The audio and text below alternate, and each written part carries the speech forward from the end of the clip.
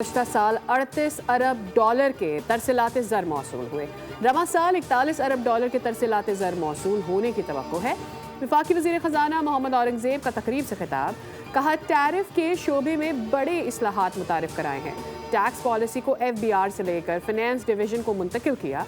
रवां बरस जून तक तमाम हुकूमती अदायगी डिजिटल चैलेंजेस पर मुंतकिल हो जाएगी।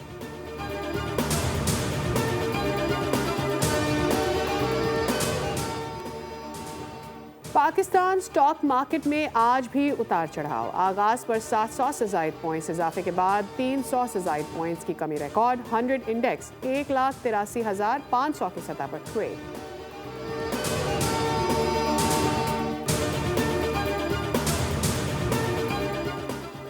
शदीद धुंध के बाइस पंजाब के मुख्तलिफ हिस्सों में मोटरवेज और अहम शाहराहें बंद। लाहौर ता समड़ियाल मोटरवे M11 और लाहौर ईस्टर्न बाईपास भी धुंध की वजह से बंद है।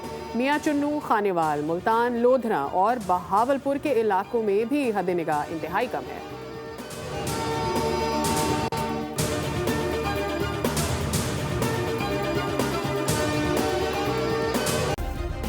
सब्सक्राइब करें और बेल दबाएं ताकि कोई खबर रह न जाए।